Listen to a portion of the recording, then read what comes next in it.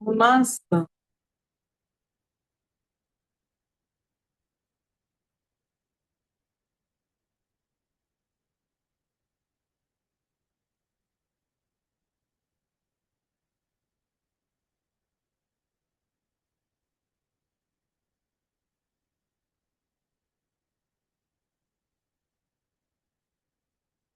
Good morning from Paris, from cloudy Paris. Today, 1st of April.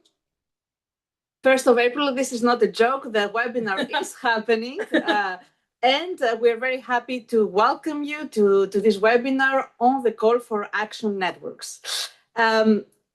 It's 1st of April, so it's not a joke the webinar is happening, but perhaps there will be some jokes throughout the webinar. So be very attentive until the very end, and you will see if you're fooled or not. But let's start with the beginning. So just to let you know that this webinar is being recorded, and the recording and also the slides will be shared online on the Get Involved page of this Call for Action Networks. So you will be able to access all this information this afternoon.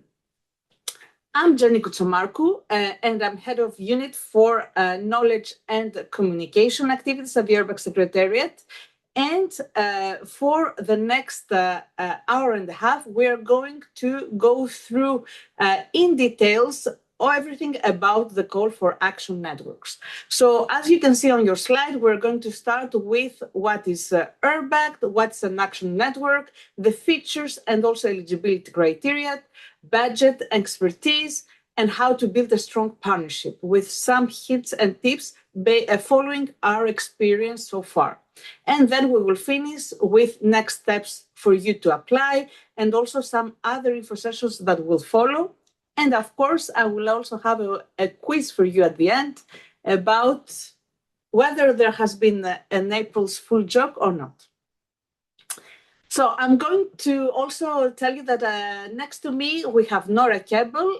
Nora Kebbel is project officer, and she's working for anything that has to do with networks. She accompanies also networks, already existing networks from the URBAC program.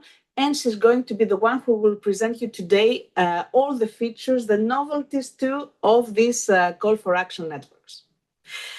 Also, I have to say, I'm not sure you heard actually that there was a music at the video teaser that we showed.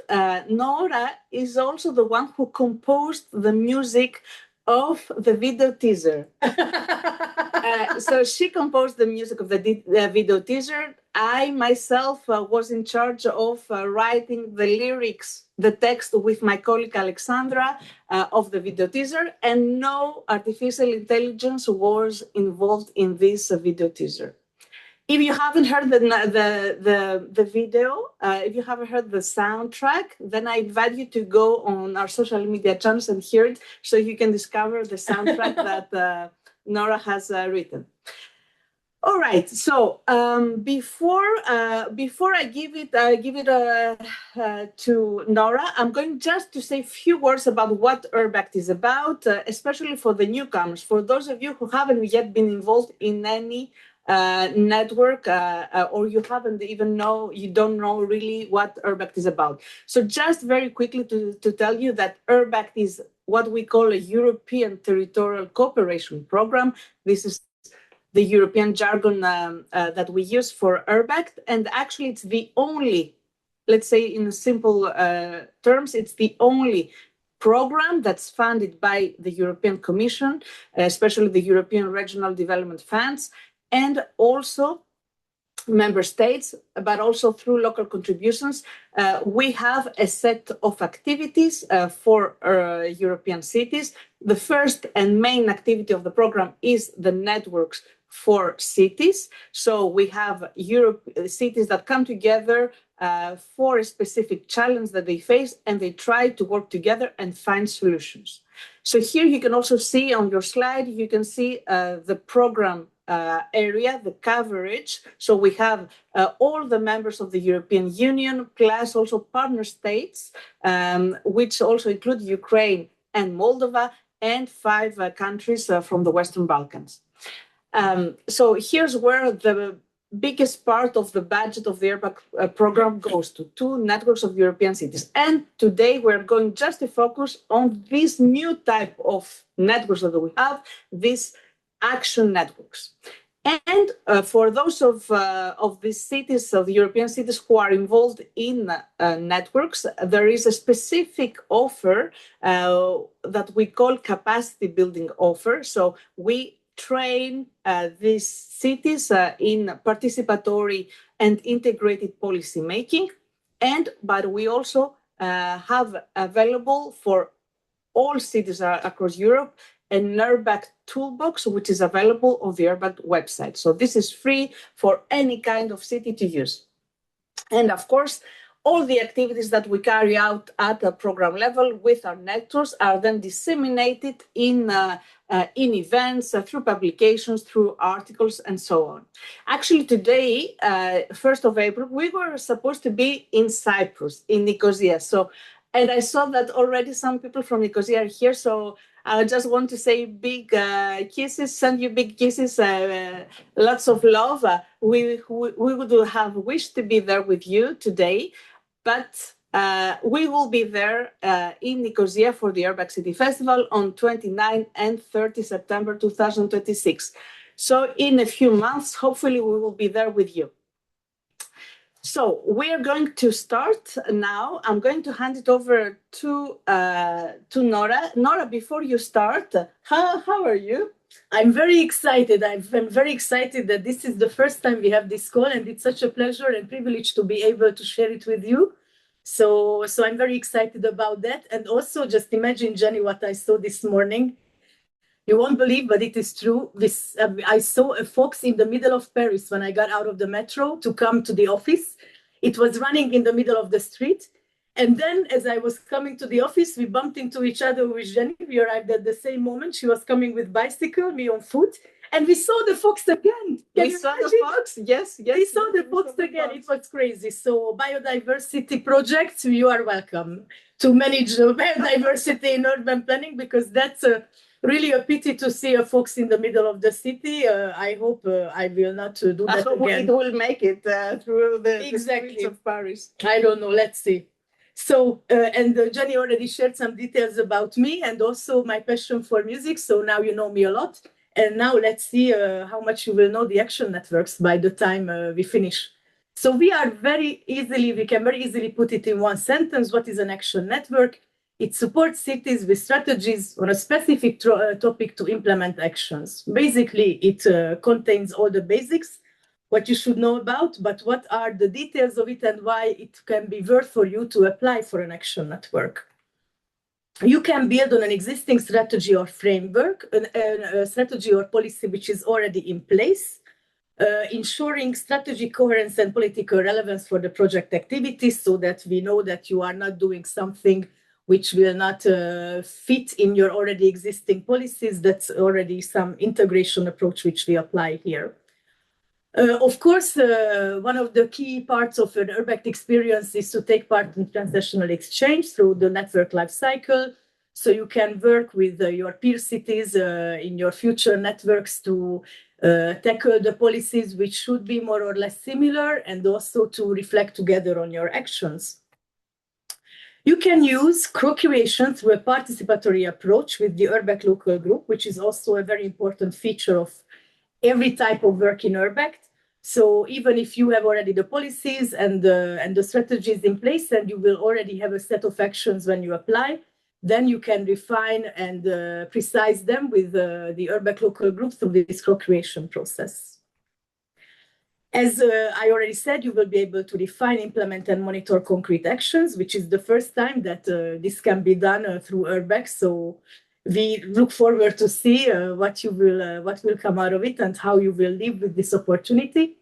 And of course, we have Jenny next to us, who will make sure with her team to benefit from the visibility and communication activities at the European and national level, We have our website, and also Urbex is regular participant in European level and even national, even worldwide level events on urban development. So you can your word can get far away with us. Just to know that also our the way of how we work together is that networks work together with experts. So you will benefit from the support of Urbex experts. You will benefit from the involvement of local stakeholders in the frame of the Urbex local groups and other things which are specific features of this call. And we are very proud that most of the times we manage to convey this feeling of safe space for experimentation. You're not playing with your municipality money, but you're playing with European money in a responsible way, of course, so that you can experiment things which then hopefully will work for your city and get long-term funding from your local and other sources. We understand that the word action is a very vague term. That's why we would like to give you some examples on what kind of actions we understand. What do we mean when we say actions?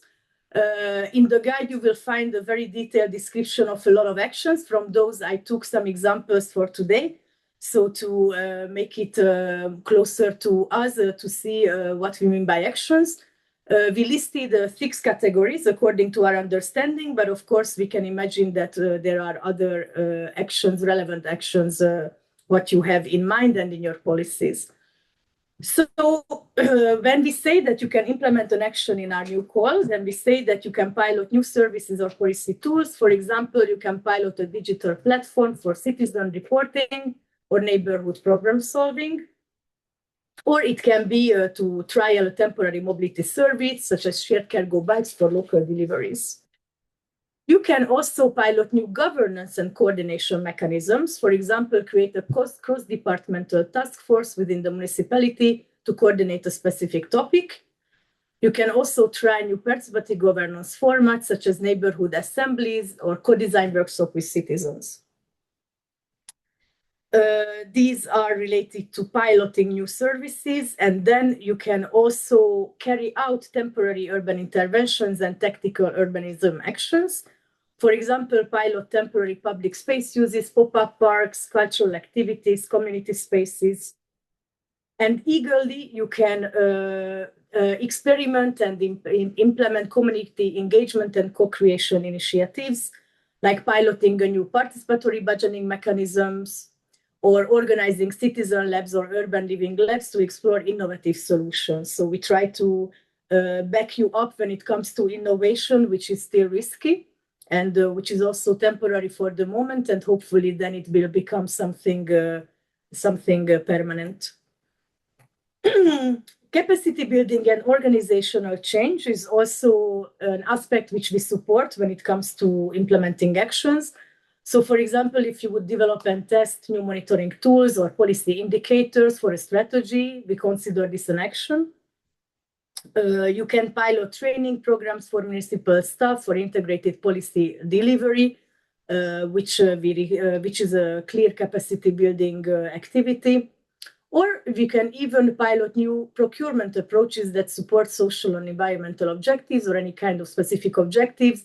We already had networks in a different call working on renewing procurement at municipalities. So this is also something which can be considered as an action. And lastly, but not leastly, of course, you work in a transnational environment. So why not pilot the transfer or adaptation of practices from other cities? For example, replicate a local food governance model or urban agriculture initiative or anything what the others already have in their policy or strategy, what they are tackling within this network. So those were the examples which we wanted to share with you, but I invite you to consult the guide, which you will hear later again as well, but it is of course available on the Get Involved page already, where you will find even more examples and more detailed description and explanation on what we consider an action in this context. We usually have a visualization of how the Urbex journey looks like. The Action Network journey is a 30-month journey, and it is done in 3 stages. Let's see what are these. So as usual, we start with an activation phase, which lasts for 7 months. Then we go to develop and deliver for, I don't know by heart, and it's now under, but maybe 12 months, no, 20 months. And then a finale for 3 months, which is concentrating on dissemination. But let's see them by step by step. So what is what is the activation phase about? So as you see, it starts at the beginning of the network life cycle, which will be November this year, and it will last until June next year for 6 months. Of course, this will entail the first administrative and thematic steps, such as contracting and onboarding in the 3 months, ideally, the setup of your URBAC local group to be able to start the co-creation on your local level. And on the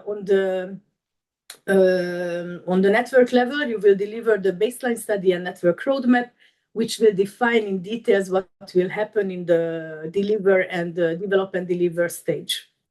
You will also prepare a network communication plan. We know that everything which we don't communicate on doesn't exist, so it's very important that you find out how you want to valorize your activities, and you start the 5 core network meetings on transnational level, at least with one, the Ready for Action meeting in this stage. Of course, you can have other customized exchange and learning activities in person and online. And on city level, I will tell you more about the action portfolio, which is the main output on city level, which will be prepared in an itinerant way during the project lifetime, and will start already in the activation phase by creating the strategic anchor and the action scope. Let's move on to the develop and the delivery stage. In which, in general, you will carry out the implementation of the actions, so development, implementation, and monitor of concrete actions. Of course, we don't expect you to just do without any evaluation what is written in the baseline study, but you will constantly evaluate and monitor whether what you are doing is good, if anything needs to be changed. So for the people who already know URBACT, we could say the usual URBACT way, and for the people for whom URBACT is new, then please know that this is the approach what we take. You will also organize action labs to mobilize local stakeholders to co-design and co-implement actions. So this is something which is part of your expected way of working on local level. And of course, the transnational exchange will continue with further core network meetings. You will compare implementation approaches, common barriers, action adaptations, resources, etc. And most probably you will organize approximately 3 transnational meetings at least, from which one will entail also the midterm reflection, which is a moment in our network journey in general at URBACT, where you have the chance to see whether what is planned is meeting your needs. You can voice new needs and also have more important reprogramming when it comes to your budget and activities. We talk a lot about the budget and the actions in general. So you see that in the beginning of this phase, there will be a budget validation for actions. So we will ask you to make a more precise estimation, not even an estimation, a more precise plan of how much and on what you would like to spend in terms of carrying out your actions. And then it will go through a validation process, which we will explain to you, I think, in 2 minutes, more or less. The action portfolio will develop further in this stage with the action implementation session. And then we come to the finale, the last 3 months, which will be dedicated to sharing results and future prospects and project closure. You will have the final event and also a final sharing event. So your network will also meet for the last time. And at the same time or separately, you will also communicate on your final results to the bigger audience.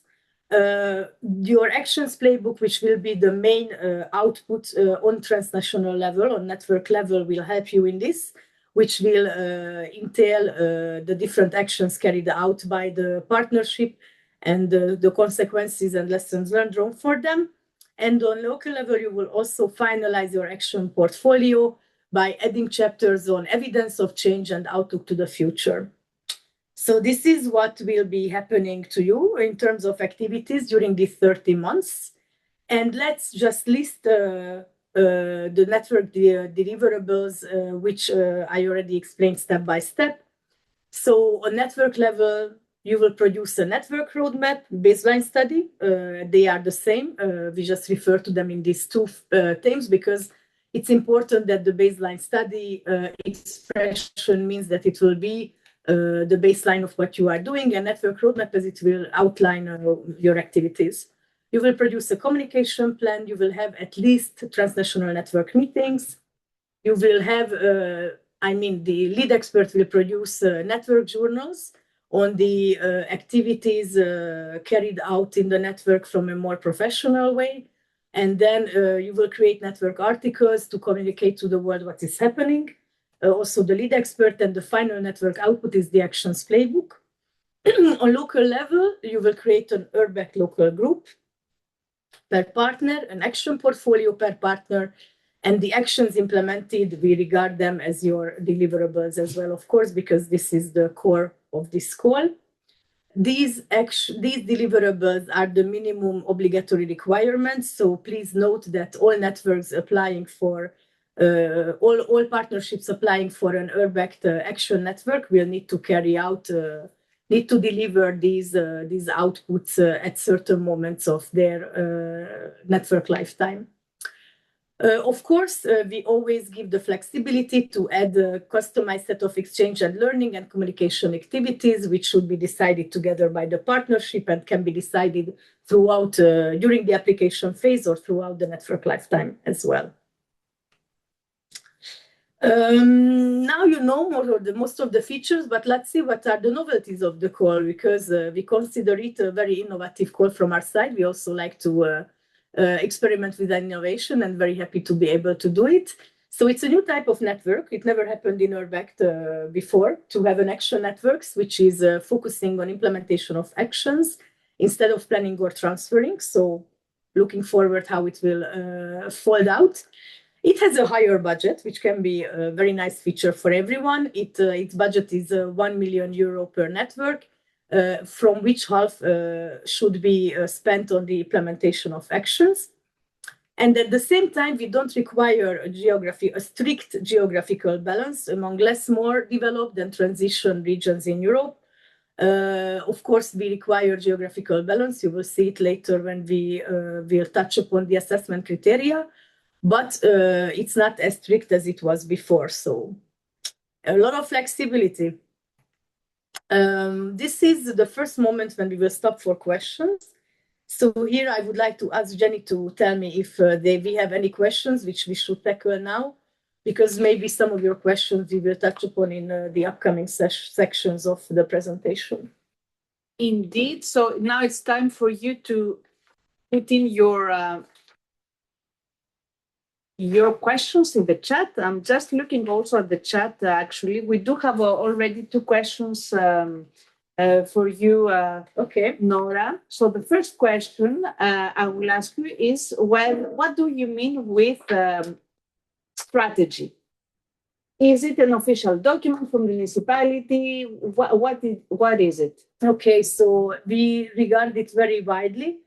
Basically, we regard the strategy or a policy document, any kind of policy document, which was approved by the municipality or relevant decision-making body. Right. So at the moment of the application, it should be approved and in place. Right. So it has to be signed and by the council or an elected person, exactly, or somebody who has the decision-making power. Decision-making power. Right. All right. We also have another question about a bit more of details about the budget template, but perhaps this I will keep it for later on when we will discuss about the budget. Let me see whether we have some more. All right. So there was also the question about, can the project partners implement the same actions, I guess, on the same field of action? I'm not sure about Federica's question, but I guess perhaps, Federica, your question is about, in any case, in this network, there will be cities in a network, in an action network, there will be cities that will have gathered because they have a common topic on which they have a strategy. So let's say there are, like, let's say 8 cities that they want to work on the topic of, let's say, local employment. And then they would come together because they have this specific strategy that they want to boost the employability, let's say, of their citizens. And so they come together and they implement actions on this exactly field of employability or of local employment. I think this was the question. I mean, I would like to just add, Jenny, that I think we can imagine that it turns out, especially through the transnational exchange, that 2 different cities thinks that the same action could be useful for both. But don't forget that you also have your URBAC local group. So it always needs to be consulted and co-designed together with your local group. So I imagine that it can be similar action, but of course it will be always tailored to local specificities. Right. Okay. I also have a few questions about the experts. So we have a specific part on the experts. So we're not going to take the question right now, and we will come back to it. And also about the applications, we still have parts on the application part. There are 2 questions about what is the difference between ULGs and action labs. So just for the ones who don't know what is a ULG, what is the difference between URBAC local group that exists in other types of networks and action labs, as this is also mentioned within the guide that we have shared? Okay, so the URBAC local group is basically wider because the URBAC local group entails all of the stakeholders which can be impacted or which can impact the topic what is tackled in any URBAC network. So it is a wide group which can work on co-design, which can brainstorm, which can approve, which can do different things based on what is happening in what is happening in the co-creation process. But the Action Lab focus it is a more directed group. I mean, a more narrower group of stakeholders who are really involved in the implementation and co-design of actions. And the Action Lab's objective, declared objective, is to co-design, implement the actions. So that is the difference.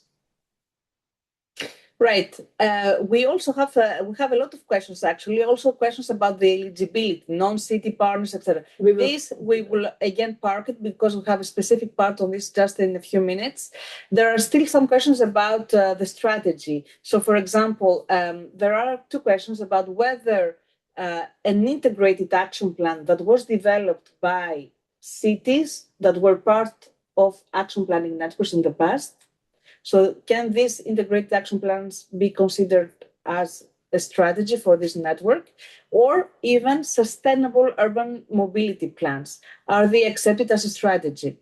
They are, but you just have to tell us whether these have been approved, have been accepted by the city council, for example, or by the mayor, or somebody who has the legal representation for this. So they could be accepted as long as there is a wide political support on these plans. All right. Let me see. Can a city implement in an action network an action included in an integrated action plan recently designed, participating in? Yeah. So the question is whether a city that has participated in a previous action planning network and they have developed an integrated action plan. So they're asking whether within this action network they could implement one of the actions that they have identified in the integrated action plan. Definitely, we understand that this is a very logical way of going forward. So we expect that this is something what you would consider using as a strategy policy. As Jenny explained, it cannot be just any random plan. It needs to be somehow in place. So it needs to be endorsed already by the relevant decision-making body. Voila. Right.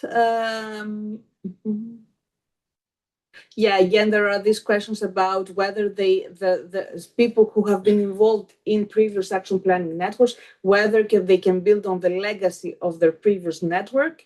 Yes. And come with a proposal for implementation. Yeah, absolutely. Well, definitely, since you will see that the partnership size is different, so definitely it will change a bit.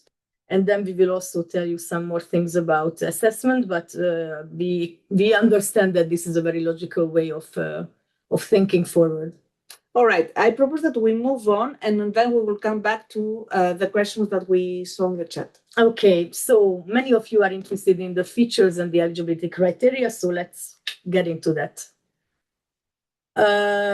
The feature, one of the most important feature is the length of the call, like when is it open? So we opened it on 17th March with already a Get Involved page full of material on the call. And it will close on the 17th of June. So it is open for 3 months at 3 p.m. Central European time. What are the main features? So the network composition, should be between 6 and 8 partners, including the lead partner. And the network partners and also the lead partners can come from any European member cities, any European member countries, and also the partner states. In this context, the partner states are not only Norway and Switzerland, but also the West Balkan countries and also Ukraine and Moldova. So the new feature is also that a lead partner can be from any of these countries.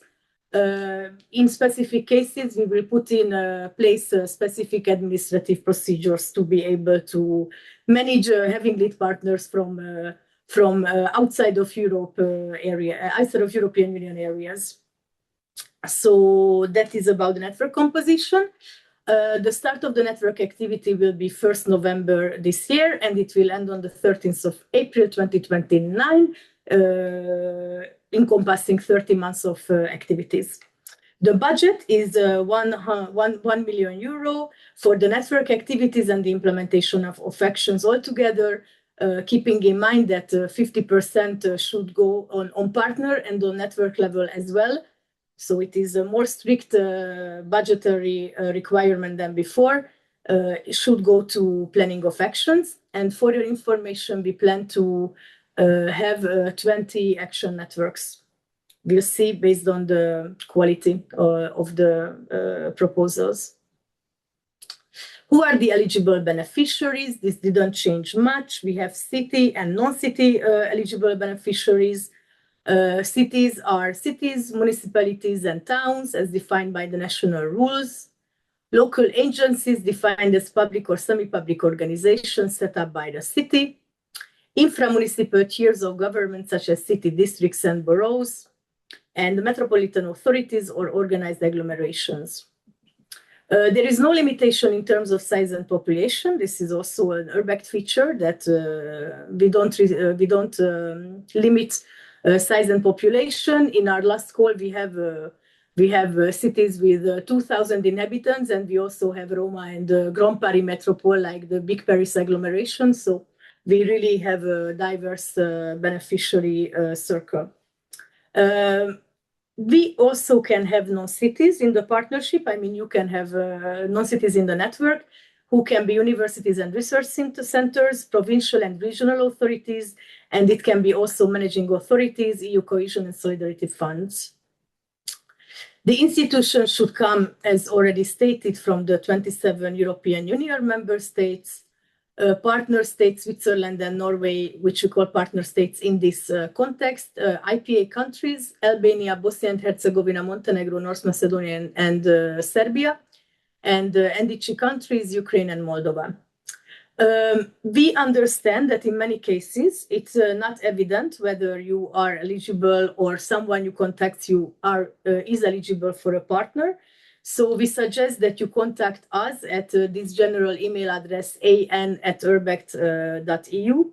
And you should know that it's very important that you contact us if you have eligibility questions as soon as possible, because the assessment is done by the national authorities, so not by us, and this can require quite some time. So in case of questions, please feel free to contact us. We are here to assist you. What are the eligibility requirements of the partnership? So as set out in the terms of reference as well, so it should be between 6 and 8 partners. A city can be a candidate lead partner of one action network proposer only, but it can be additionally a project partner in another network. A beneficiary can be a partner in max 2 approved networks. So at the moment of application, a partner can apply for more networks, but then only 2 approved networks can have this partner. A partnership cannot include more than 1 partner from the same country. Only 1 non-city partner is allowed per network. And at least half of the partners must come from the European Union member states. Lastly, a partnership may include a maximum of 1 partner from West Balkan and Ukraine, Moldova, IPA and NDC countries. Please here pay attention, and it's not or, it's and. So means that this 1 partner, it can't be 1 partner from the West Balkan and 1 partner from Moldova or Ukraine, but it can be 1 partner from this circle of countries altogether. So I really hope that you remember that you paid attention to all these eligibility requirements, because we will have, oh yes, and it is recommended to build a diverse partnership, of course. As you remember, we don't have any strict geographical requirements, eligibility criteria at this moment, but we have in the assessment criteria, it is valued to have a diverse partnership. Also, it is also encouraged to include in the partnership cities which are newcomers to URBEC. This is our message to networks which would like to build on their action planning network legacy. Let's see. And now, let's go to the partnership eligibility quiz, where you will see 3 partnerships, and it is now, Jenny will start the poll so that you can vote which one. There's only 1 eligible partnership in this circle. So let's see which one is that. The cities in pink are the lead partner cities. So they are the ones who are the lead partners. And sorry, I start everywhere with Veszprém, Hungary, because I'm Hungarian and egocentric. Fantastic. So let's launch the quiz. So have a very good look, first of all. I'm going just to de-zoom a bit so you can see me talking. All right. So have a very good look at this slide. So you see 3 examples of partnerships. So based on what Nora presented, have a very good look and tell us which of them you think is eligible. Which of the 3 is eligible? Only 1 is eligible. So I'm going to launch the quiz for you to respond.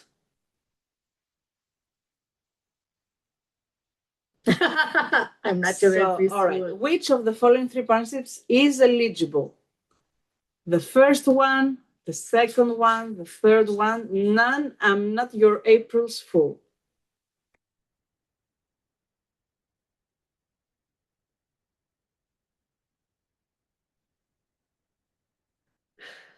We're just waiting for a few more seconds so we can see that you're voting. Good. We have 79, 80 people already voted. We're about 250 people in this webinar. So I'm just going to wait a few more seconds for everybody to respond, or at least the majority. All right, and then I'm going to give you the results. So what you think is eligible. And then, of course, Nora will tell us what's eligible, if anything is eligible. Let's see. Let's see. Let's see. Let's see. So the first one, which of the following three partnerships is eligible? The first one, the second one, the third one, no one. I'm not your April's fool. There is a bit of tendency, huh? There isn't any, from what I see, and I will reveal you in a while, there isn't yet a very clear-cut answer. I mean, it's a bit shared. The answers are shared. So that means that they haven't paid so much attention, I think. So let's see who are the good students, who has read very well the terms of reference, and who has paid very well attention to you, Nora. I'm going to stop the poll. We have already 121 people who have responded, and I'm going to share it with you first. So you should be able now to see the results. So you can see, Nora, that we have, like, most of the respondents have said that the first one is eligible, the first partnership. And we also have few of them saying that the third one is eligible, but also few ones saying that none of them is eligible. So what's the truth? What's the truth? The truth is that it seems that still the most people paid attention or read the terms of reference, because it is indeed. Wait, now I need to get back the. Yeah. So indeed, the first partnership is eligible, and the second and third are not. But let's see why. So in the first partnership, we have a lead partner. Doesn't matter where it comes from. We have one partner from the IPA and NDC countries, so Ukraine, Podilsk. And then we have one partner from Oslo, Norway, and Montreal, Switzerland, which are the partner states. And as you see, it's a partnership of 6 cities, so it's eligible because it reaches the minimum city number. And also half of them come from EU member states. So this is an eligible partnership. Why the second one is not eligible?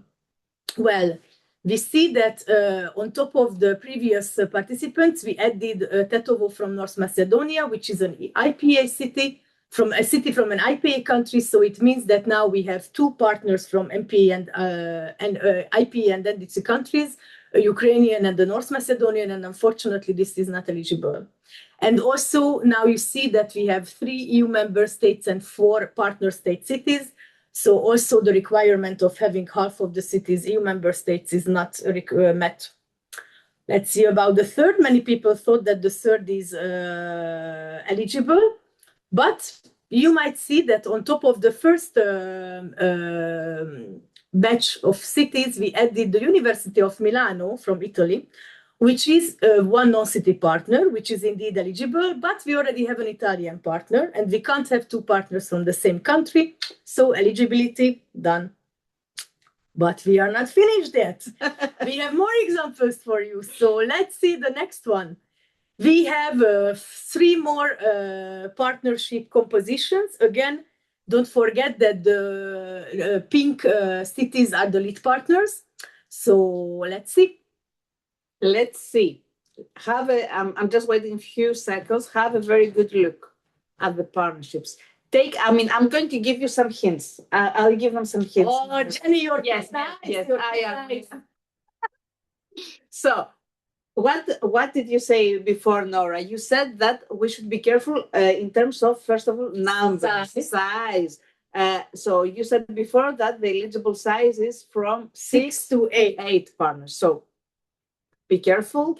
Then you said that there shouldn't be two cities from the same country in the same partnership. So be careful. Or a city and a non-city partner, like not 2 participants from the same country. Yes, and of course, you also said that we have to be careful not to have like more than 2 cities from from Ukraine, Moldova, more than one cities from Ukraine and Moldova, and all the other 5 Western Balkan countries.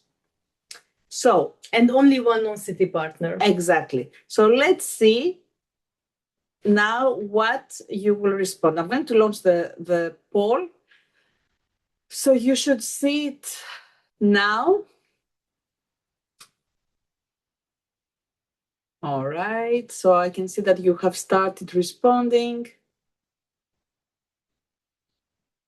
You're faster this time. All right. So, which of the following partnerships is eligible? The 4th one, the 5th one, the 6th one, or none of them? I'm not your April's fool. All right, a few more seconds before I share the results. And again, I mean, now this time the difference is a bit clearer, but still there are also some other responses from the right response. All right, so let me stop now the poll, and I'm going to share with you the results. So this is what you have responded. 58 of you that the eligible partnership is the 4th one. Still, there are some of you who say that the 5th one, and still some of you who say none of them. I would be happy to see these results at the Hungarian elections in 2 weeks, but I don't say for whom, so no political preferences. But it seems that Jenny helps you in a good way because, of course, the first partnership, I mean, number 4 is the eligible one. And the 2 others are not, but we are not your April's fool. We really meant to make this quiz in a useful way. So let's see the first partnership. So we have, on top of what we had so far, Košice from Slovakia and the University of Ljubljana in Slovenia. So we have an extra non-city partner, and both of the new partners are from the European Union. So it still meets the requirement of having half of the members from EU member states, and the number is 8, so it's still eligible. And then, Jenny, can I see the second one, please? Yes. So the second one, we added Tetovo from North Macedonia, and the University of Ljubljana from Slovenia, and also Tartu Development Association Estonia instead of Podilsk Ukraine. You see that Tetovo is the lead partner, which is fine. We took out Podilsk from Ukraine, so also it's only one partner from IPA and NDC countries. But we have Tartu Development Association, which is a non-city partner, and University of Ljubljana, which is non-city partner. So we have 2 non-city partners, so that's not eligible. And then the last one, very easy. I can imagine that it was not very evident, but from my perspective of seeing the guide so many times, it's easy. The lead partner, Oslo from Norway, is fine, but we only have 5 partners. So voila. This is not eligible. And that's it. That was the eligibility quiz. We hope that now we try to touch upon all of the eligibility requirements and all of the mistakes, what can be done when you are creating a partnership. You will see that your partnership is super important. Of course, we only talked about the artificial features of the partners. Of course, there is the quality and etc. So it's really important to put together your partnership in a thoughtful way. Let me go forward. So let's see what are the eligibility criteria, not only for the partnership, but in general, as it is set out in the terms of references. So first, eligible partnership, as mentioned above, the application package should be submitted in English, respecting the procedure outlined in the terms of reference and within the given time deadline. The application package should be complete, including the required documentation as set out in the terms of reference. Just let me check if I'm not, documents set out in the terms of reference. And the proposal should be complete in terms of information and data required in the documents. So you need to have the application form plus the letters of commitment from partners should be properly filled in and signed. They should be correctly completed, and all letters of use the official templates according to the instructions. Eligibility criteria means that if you don't meet these, then we can't consider your application for further check. If your application proves to be eligible, let's see based on which the assessment will be done. Also, you can find it in the terms of reference. You should know that it's not Jenny and me and our colleagues who are assessing your applications, but an external assessment panel objectively. They review and score the applications against the following criteria. Quite high percentage goes to the relevance of the policy issue addressed. Then smaller, but still it's important to address the urban cross-cutting objectives, which should be present in each application, irrelevant of the specific policy issue. And our cross-cutting objectives are gender equality, digital transition, and green transition. Quality of the partnership, when it comes to its qualitative quality. As you see, 30%, this is the highest percentage. So you should really pay attention to putting together the partnership in a very careful way, because this is what gives you the most chance to be approved and start an urban journey as an action network. The quality of the proposed methodology and activities also counts, of course, a lot. We expect you to write it down in the application form. It will count 20%. And the quality of we will also ask you to describe how you propose to do the network management, and it will count as well in the assessment. The quality of the proposed budget counts only 10%, but counts, of course.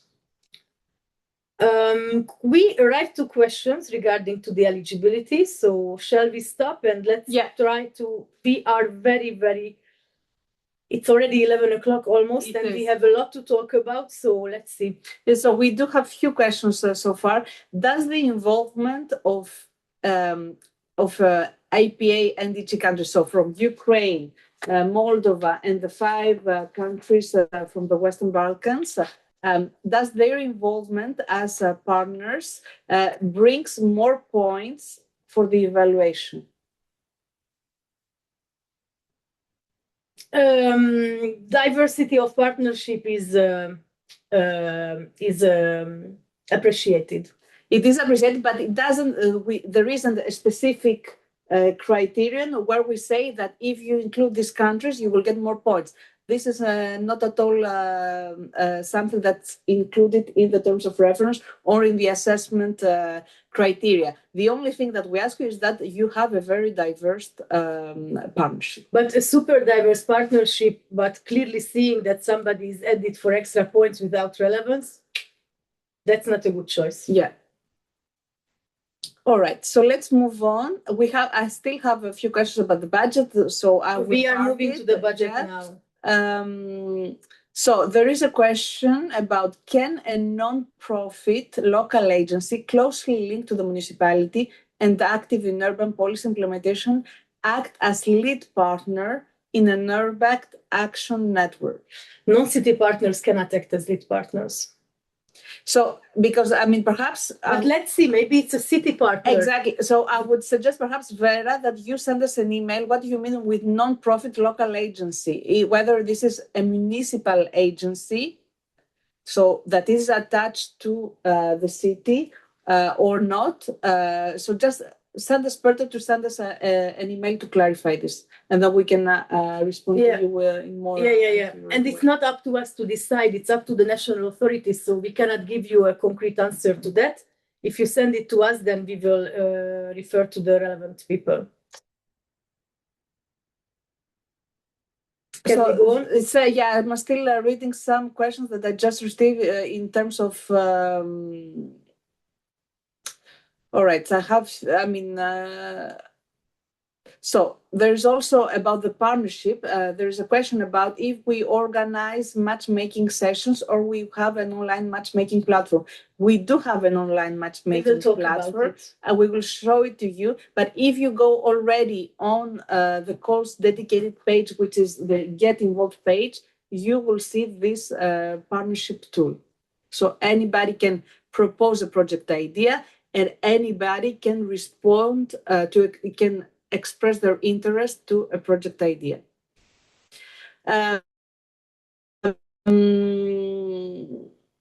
All right, I do have also some more wider questions. So I do have another question. What public institutions managed at local level can be partners? Can it be a museum, national theater, national gallery? It depends on many factors. Send us an email and we will check it with the national authorities. In any case, if you mean non-city partners, the only what we have put in the terms of reference, they have to be either public or public equivalent bodies. So based on what you will send us in the email, we will judge upon this criteria, whether they are semi-public or public equivalent bodies or public bodies. All right. All the remaining questions will be answered in written, so don't worry, but we really need to move forward. So let me continue with the budget and expertise. So what are the financial resources which we allocate to each network approved? The network budget is 1 million euro for the whole network, so all of the partners. It is the total including local co-financing. These costs cover 5 budget categories: staff, administration, travel and accommodation, external expertise, and equipment. This didn't change. We still keep the same budget categories, but we included new budget sub lines when it comes to the actions, but we will come back to it later. These are subsidy and local contributions, and this full amount needs to be divided among the partners. On top of that, Urbact also has an expertise envelope, which is 127,500 euros, which equals 170 days in total to support the network. So 170 days of expert work. All networks will be supported by a lead expert, which will be attached to the network as a papa, mama, facilitator, everything for all the 30 months. And then you will be supported also by ad hoc experts of any relevant communication or thematic topic, methodological or thematic or communication or any kind of subject which comes up, which is a need for the network. The expertise budget is managed directly by the Joint Secretariat, so you will only need to administratively manage to request the experts, and then everything else we manage with them directly. We suggest that lead partners should foresee 2 full-time equivalent posts for the overall management and coordination, and the partners at least 1 full-time equivalent. What is the budget for implementation of actions? This is a new feature, so we understand you have a lot of questions, so let's go through them. So 50% of the overall budget dedicated to the implementation of actions should be done on partner and network level. It is a new thing. We know that so far we only had requirements on network level, but since we want to make sure that all partners carry out duly actions as part of this network type, then now it is a requirement on partner, and logically it will add up to network level as well.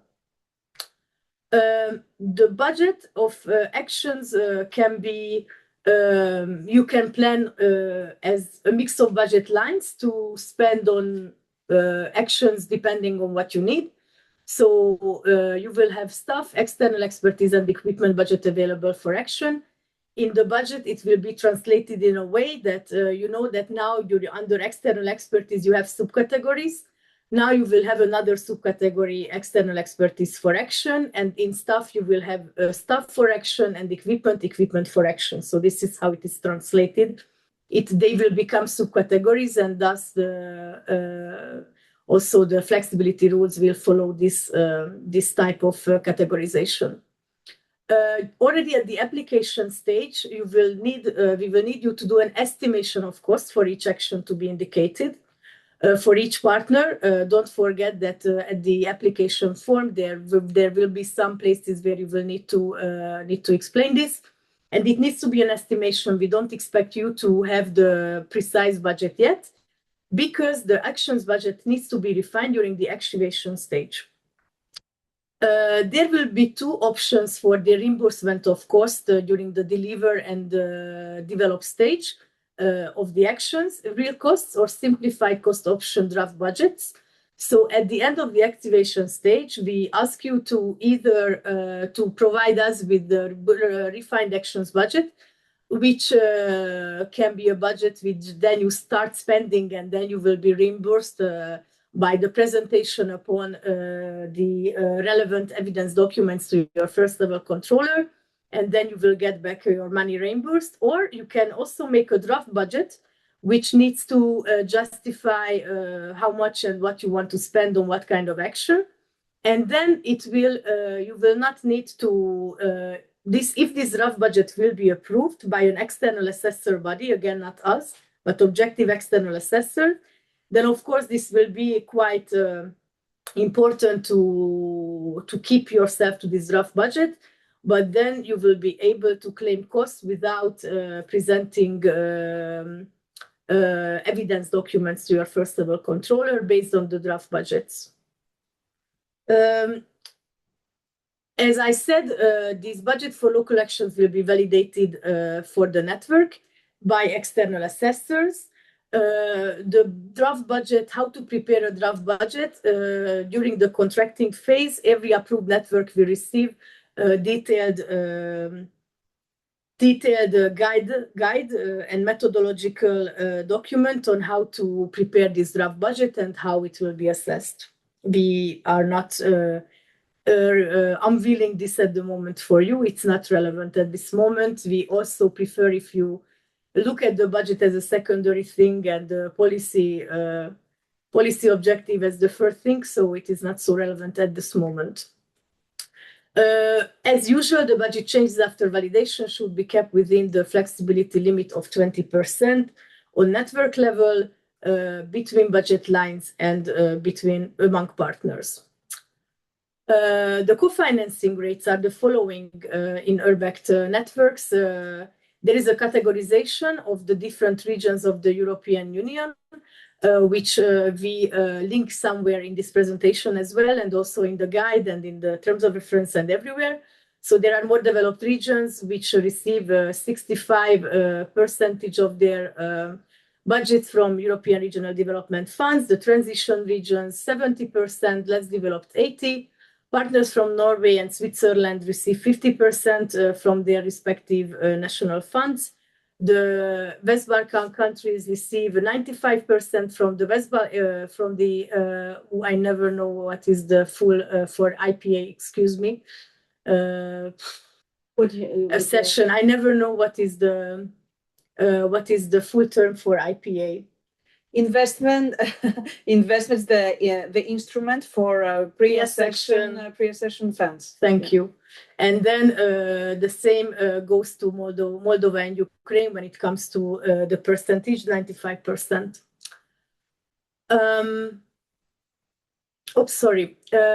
Let's have a few words about the expertise support very quickly. The network lead expert will support the network over the entire duration of the network, as I said, for the amount of maximum 130 days. And then several network ad hoc experts will provide specific support on particular policy subject, methodology, communications, etc., for a minimum of 40 days. Experts will be selected from our pool of validated experts, which are available on the Urbact website in the upcoming months. How will we select the lead experts? So the lead expert will be selected after the networks are approved. You need to add the needs and criteria for the selection of network experts in the application form based on our expertise framework outlined in the terms of reference and guide. After the approval of action networks, the experts, our validated experts, will be invited to express their interest in becoming lead expert of, not a T and an AM. Then we will check the suitability of the experts in accordance with the application form. And the process will culminate in interviews together us, the lead expert candidates and the lead partners, and then together we will choose the right person for your network. I'm expecting a lot of questions here. There are questions indeed. Clémentine Gravier, the head of unit for capacity building and networks, is also responding in the chat. But there are still some questions. So, for example, I'm just reading. I mean, there is also a question from a city saying whether they are obliged to use 50% of the budget for implementation networks. Yes. So in a way, the question is there a minimum? Yes, it is 50%. Right. So this is the response. But just, I mean, because I understand that there is perhaps whether this budget will not be implemented by all, but you just have to think that in any case, this budget, the 50%, let's say 500,000, will be divided to the partners. So actually, when you do this kind of division, you see that it's not such a large amount after all for the implementation of actions if you go to the minimum of 50%. Exactly. Thank you, Jenny. Right, let me see. There are some questions. What is the percentage of the staff category? 40% out of the total, like in the past call? Yes.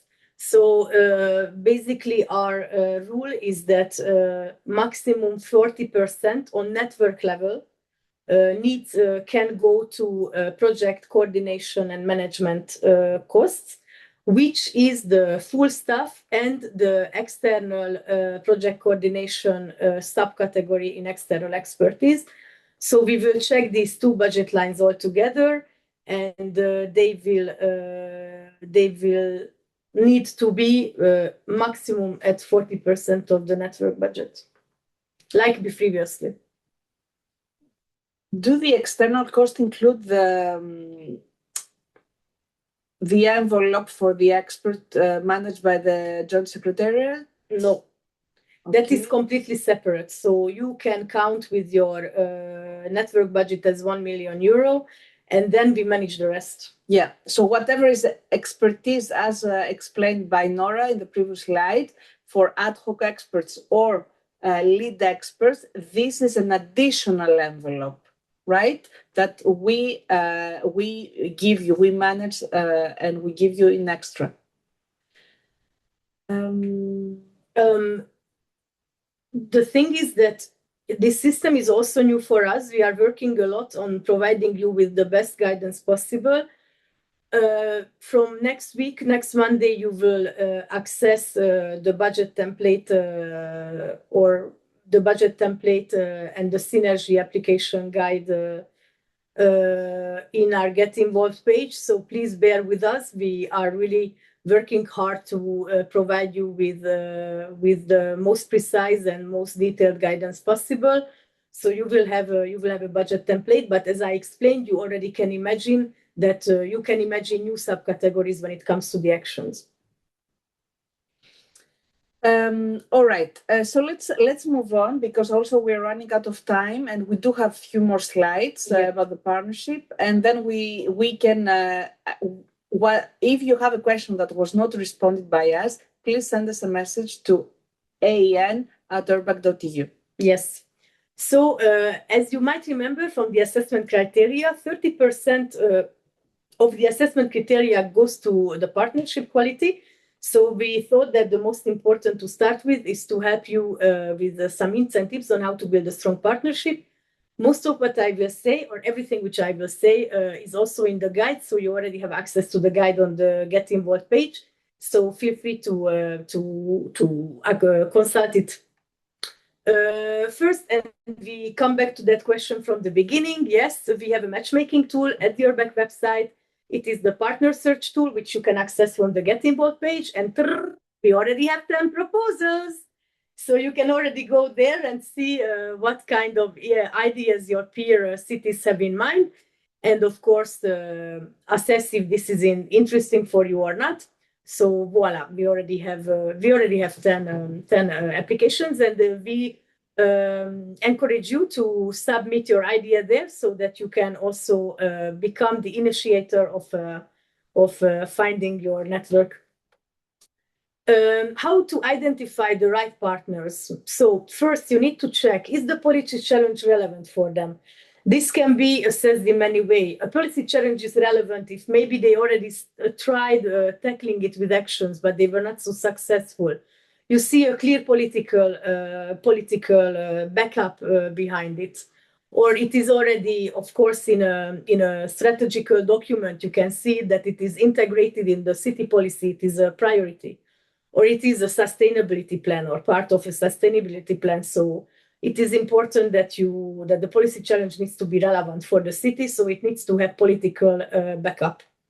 Is there a shared understanding of the policy challenge? Is it the same similar concept in the head of all of the partners? It needs to be, because otherwise you start the project and they were like, oh, actually, this is not what we wanted to tackle.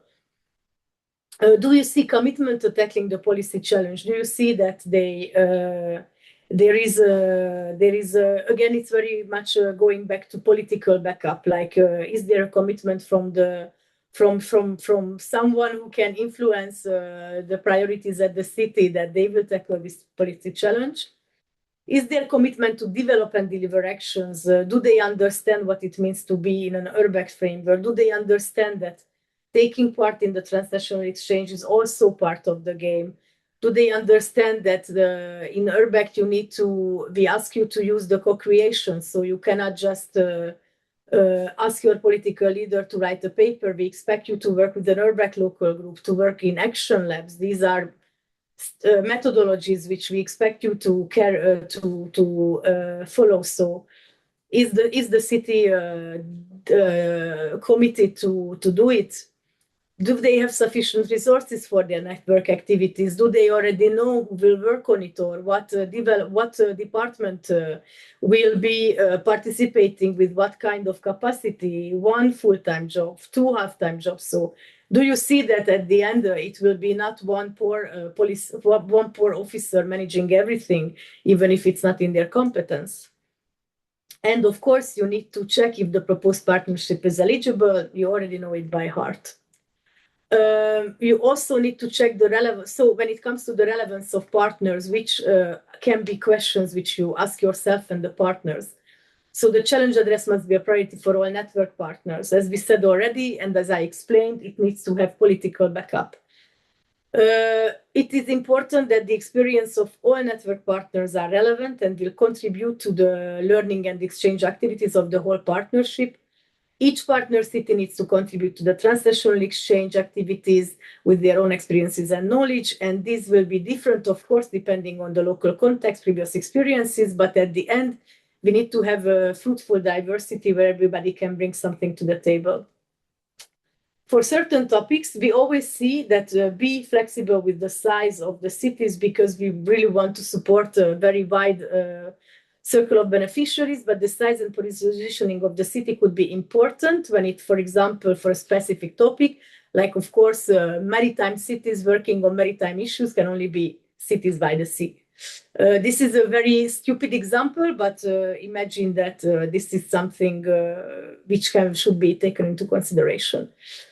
We also expect the partners to really understand and see that it is an added value to be involved in an URBEC network. So we don't want cities who just want to carry out their actions and get money from the European Union for that, but don't care about the transnational exchange and the work carried out in the 30 months. We would like cities who see it as a potential to refine and cross-check their actions and their ideas with other peers, and who are willing to travel to the transnational meetings and are willing to put energy into setting up URBEC local groups and start the sometimes difficult path of co-creation and participation. So please only choose cities who really want to take part in this journey and not only come for an easy ride, even if it will be an enjoyable ride, we hope.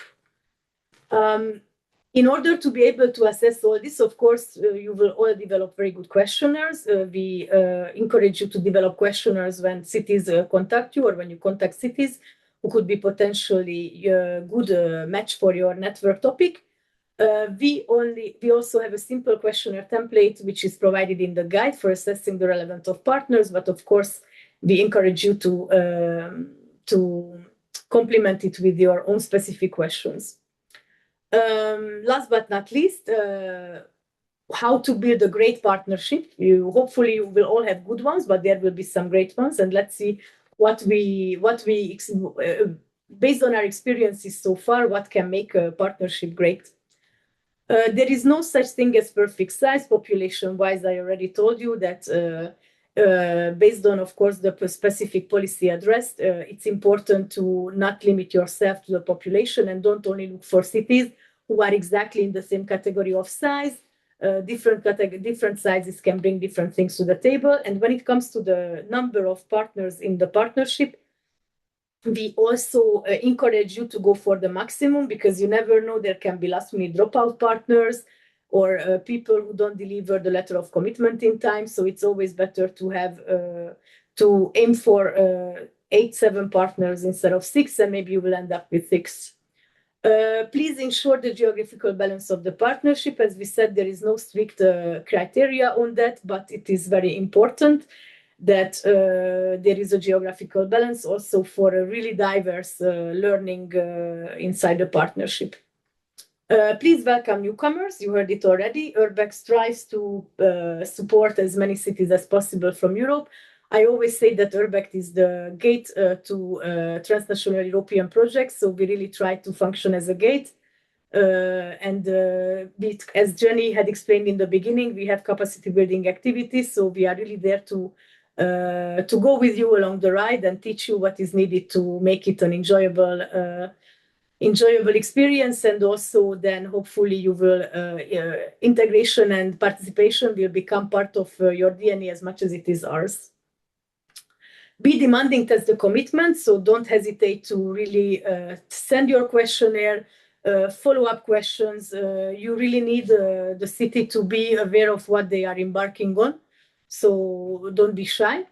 And also don't be intimidated when a lead partner city asks you a lot of questions. Beware of the sleeping partners. It can happen that once you start the network, you see that some partners are not participating actively. In the activation stage, you have the opportunity to consolidate the partnership, including changing partners if needed. So just be aware. Maybe some tendencies, what you see in the first phases of communication during the application can be aggravated during the project start. And be smart, connect, use the partner search tool, and also don't hesitate to reach out to the national Urbex points.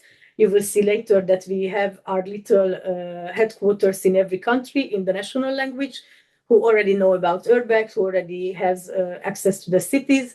So connect to them, and also don't hesitate to connect to us and on the email address, which we always cite with Jenny. And what are the best tips to avoid mistakes? Don't work on a first come, first serve basis, but that's the commitment. Beware of cities who contact you through consultants, because maybe there's no real municipality backup behind. Be aware of cities who want to participate in any Urbex network, doesn't matter the topic. Be aware of cities who want to manage their topic and they are not interested in the network at all. Be aware of cities who want to be an Urbex city, doesn't matter what topic and doesn't matter what. And be aware of cities who are only interested in the budget instead of being interested in the topic and discussing the methodology together. You have long paragraphs on these 7 tips in the guide. So these were how I interpreted the most important parts of it.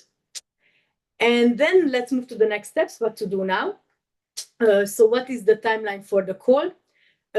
We launched it in March. Now we are having info sessions. Jenny will tell you about the other info sessions as well. The deadline to submit the applications via the Synergy, which is our platform, online platform for applications and later for reporting, is the 17th June 2026, 3 p.m. But you also have an attached deadline one day later when you need to send us the application printed out from Synergy and signed by not a legal representative, but signed by a relevant authority. We will do the eligibility check and assessment together with our external assessment panel until the end of August. The approval of the monitoring committee is needed for everything what we do, which will happen on the 28th of October. So networks will receive information whether their proposal is approved or not on that day or one day after. The formal date of the network is 1st of November. The selection of lead experts will be happening in November, and then they will be assigned to the networks. And also already note, and it is in the guide as well, I think, or no, in the terms of reference, you are expected to take parts in community level events, like Paris meetings, we call them, when we gather the whole community, like the Action Network community, to prepare you for your work. And also Urbex Summer University, where we prepare you to work with participation. And the first meeting here in Paris will be for the lead partners and the lead experts in January 2027. We don't know the exact date yet, but this is an obligatory step to participate in this. We consider it as something you need to already put in your agenda when considering applying for an action network. Where to start with the application? Well, go to this site, urbec.eu, get involved, and then the main resources is the terms of reference and the guide for applicants, which is already there. You have the application form template, and you will have the Synergy practical guide next week. You already have the frequently asked questions. You already have an infographic on the call in English and other languages, so you can consult it with your colleagues in local language, and you have the program manual as well. And you also will have the templates for the annexes of the terms of the application form and the terms of reference. The submission procedure happens in a two-step process. So the online submission of the application form through the Synergy system in English needs to be done by this date, by this time. There is a guide, there will be a guide to Synergy available soon. And then you need to send the so-called application package by email to us, to this email address, which we always cite, by one day later, so 18th June, 3 p.m., which includes the scan of the signed PDF of the application generated through the Synergy, signed letters of commitments for all partners, and all additional requested documents. And we would like to highlight one additional requested document, which is the first in Urbex lifetime that we expect you to fill out. So we need to comply, you need to comply with state aid rules, which is now something we start carrying out. So applicants responding to the call must undergo an examination to determine whether their proposed activities involve a potential risk of state aid conflict. You need to respond individually, every partner, to a survey regarding the state aid issues available at the link which we linked here in parallel with the application process. There is a specific state aid guidance already available at the call link, so it's already there. And the declaration on state aid is analyzed by the managing authority, Urbex Secretariat, so us, in parallel with the project assessment. This is not part of the eligibility criteria, so if you don't fill it out perfectly, then you are not closed out of the assessment, but we will get in touch with you for clarifications if needed. But please note that we know that for other programs you already needed to comply with state aid rules. Now Urbex also has this feature. So voila, some hints and tips. Go carefully through the application form outlined and the eligibility and assessment criteria in terms of reference. Check all aspects of building a successful proposal in the guide. Consult the frequently asked questions. And if you don't find something, then feel free to reach out to us. We are here to assist you with my colleagues at the networking and capacity building unit. And I'm not sure if we have time for questions. We don't really have, but there are some questions still. I mean, Clementine also has been responding. We will send what we were going to do for, especially, we were going to take all the questions that are in the chat, and we are going to put them in a document with also the answers. And this, we will publish it either this week or next week. As well as the registration of this meeting and also the recording and the slides of this meeting will be already available this afternoon. But the responses to your questions will be all uploaded either towards the end of the week or next week. And we will inform you through the social media that these are available. All right. So before we're going really now to the end of the webinar, so I'm just going to give you two pieces of information.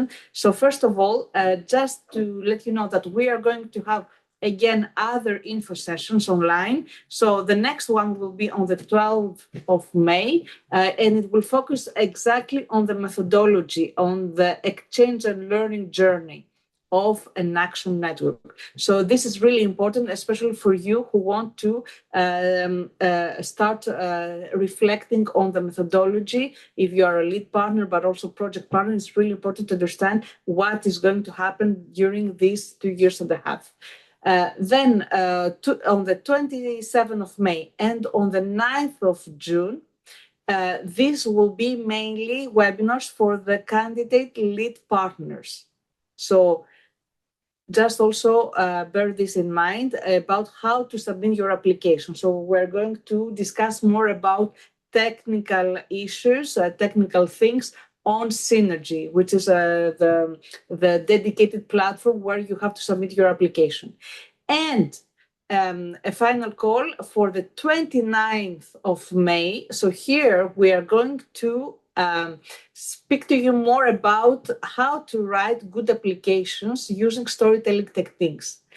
And so this is for anybody who wants to be involved in this, who wants to apply or doesn't want to apply, because this is about how to write a text, how to present a project, a practice with some simple tools and some simple storytelling techniques without necessarily using artificial intelligence. This will be one of the points that we will mention during the webinar.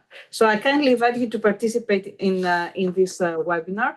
And also, if you wish to participate in other info sessions that happen in your country, you have the whole list on the dedicated call webpage on urbact.eu. Get involved.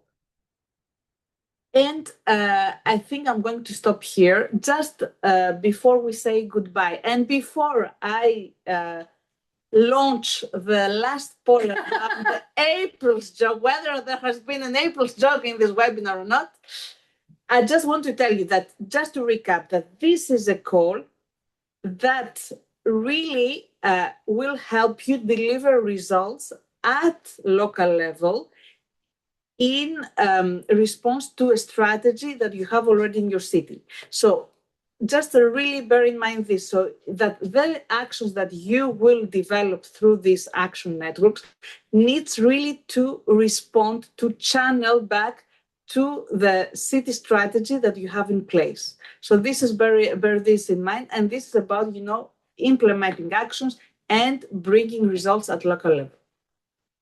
So let's see. And now, perhaps I'm going to use this one to launch the last poll before we say goodbye, which is in a second. It's this one. I'm going to launch it, and you're going to see it now in a few seconds. So which of the following is our first April's joke? Nora composed the music of the video teaser. Alexander and Jenny, myself, wrote the lyrics of the video teaser. No artificial intelligence was used for the video teaser. We saw a fox, both of us saw a fox actually, running in the streets of Paris this morning, next to our office actually. We are in central Paris, very residential area, Yeah. and we saw a fox running the streets of Paris this morning. Look, they really trust that we composed and we wrote the lyrics. I'm very happy to so see that we are very we talented. see now already how you're responding. I'm going to share the results in, Oh, sorry, in a while. I was not aware that you are not seeing it. So, But thank you for the trust, I mean. so we are seeing already people responding. So we'll see if there is a first April's joke and if there is, which is it? All right. So a few seconds, I see that 83 people have responded. So I think I'm going to stop here the poll. And I'm going to share with you the results because there is a tendency. Let's see together now. So most of you, half of the respondents don't believe that we saw a fox running in the streets of Paris. Guys, we really saw running in the streets of Paris this morning. And it was exactly as I said, that first I saw it at a metro stop, and then 2 streets away, I met Jenny. I told her that, Jenny, I saw a fox, and she was like, and it's there. And Jenny was like, ah! And we saw the fox. It is very, very sad. Foxes should not be running in the middle of Paris. We have no idea where they come from, but unfortunately, so yes, we should manage biodiversity and green corridors in cities. So that was true. That What was is the true. others? So no artificial intelligence was used for the video. That's true. That's true. And Alexandra and Jenny wrote the lyrics. Most of you believe us. Thank you. And it's true. It's true. There haven't been so many lyrics in the video. Yeah, I know. It was quite easy. But the April's joke is that Nora composed the music of the video teaser, which is not true. But it's a good idea. So maybe I will, because I know some artificial intelligence programs with which you can compose music, but we don't support that so much. So anyway, but thank you for your trust, to trust me in my composing skills. I would love to be able to compose music. So thank you again for joining this webinar. Thank you for your participation. See you next time on the 12th of May. Until then, take care. Bye-bye. Bye-bye. Thank you.